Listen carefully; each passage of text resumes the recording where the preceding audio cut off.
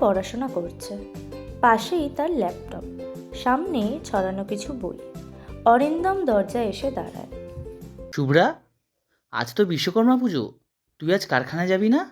বাবা, তুমি এখনই এগুলো বিশ্বাস করো? আজকেকার যুগে এইসব পুরনো বিশ্বাসের পিছনে যদি সময় নষ্ট করো তাহলে তো বোকামি হবে। ঠিকই বলেছিস। তবে পুজোর পিছনে বিশ্বাস নয়, একটা ইতিহাস আছে। জানিস বিশ্বকর্মা কে? হ্যাঁ, একটু শুনেছি, কিন্তু ঠিক জানি না। তাহলে শোন, বিশ্বকর্মা ঠাকুর ছিলেন দেবতাদের স্থপতি, সৃষ্টির কারিগর। ভগবান বিশ্বকর্মা ঠাকুর তিনি সেই দেবতা যিনি দেবতাদের অস্ত্র, নগর এবং তাদের বহন তৈরি করতেন। স্বর্গে যে ইন্দ্রের বসবাসের স্থান আছে সেটা তো তিনিই গড়ে দিয়েছিলেন। কিন্তু এটার পুজো কেন করা হয় বাবা? এটা শুধু পূজা নয়, এটা একটা কৃতজ্ঞতার প্রতীক। আমরা যারা শ্রমিক, কারিগর, মিস্ত্রি, ইঞ্জিনিয়ার সকলেই বিশ্বাস করি যে আমাদের কাজের পিছনে বিশ্বকর্মা ঠাকুরের আশীর্বাদ রয়েছেন। আমাদের ব্যবহার করা যন্ত্রপাতি, হাতুড়ি, স্ক্রুড্রাইভার কিংবা তোর ল্যাপটপ, এগুলো তো বিশ্বকর্মা ঠাকুরেরই সৃষ্টির প্রতীক। সেই জন্য তার প্রতি কৃতজ্ঞতা জানাতেই এই পূজা আমরা করে থাকি।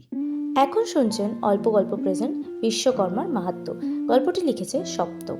বাবা, এত যন্ত্রপাতি আর এত লোক, সবাই কি এখানকার কর্মচারী? হ্যাঁ, এরা সবাই কারিগর।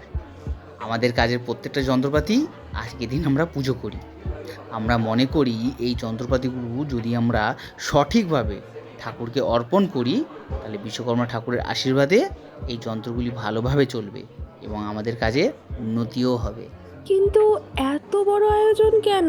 কারণ প্রতিটি ছোটোখাটো জিনিস গুরুত্বপূর্ণ।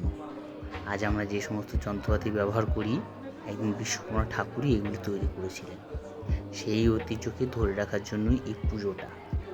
এটা শুধু আধ্যাত্মিক নয়। পুজো শুরু হয়েছে। পুরোহিত মশাই মন্ত্র পাঠ করছেন। সবাই হাত জোর করে বসে আছে। শুভ্রা সশ্রদ্ধে বসে আছে তার বাবার পাশে। পুজোর শেষে সবাই প্রসাদ নিচ্ছে। আজ বুঝতে পারলাম, এটা শুধু পুজো নয়, এটা আমাদের কাজের উন্নতির জন্য এক ধরনের মানসিক শক্তি। বিশ্বকর্মা ঠাকুরের আশীর্বাদ ছাড়া হয়তো আমাদের সব কাজ অসম্পূর্ণই থেকে যেত। ঠিক বলেছিস, বিশ্বাস আর পরিশ্রম একসাথে থাকলেই কাজে সাফল্য আসেই। শুভ্রা ছাদে দাঁড়িয়ে আছে, আকাশের দিকে তাকিয়ে। চারিদিকে মৃদু হাওয়া বইছে। অরিন্দম পাশে এসে দাঁড়ায়। কি রে, কি ভাবছিস? ভাবছিলাম, আমাদের কাজের পিছনে কি সত্যি কোনো অদ্ভুত শক্তি আছে? আমরা তো সবাই নিজে পরিশ্রম করি, কিন্তু কোনো কিছু কি বিশ্বকর্মা ঠাকুরের মতন সৃষ্টিকর্তার আশীর্বাদ ছাড়া সম্ভব? আমরা কাজ করি, কিন্তু সব কিছুর পিছনে একটা বড় শক্তি থাকে, বিশ্বাস।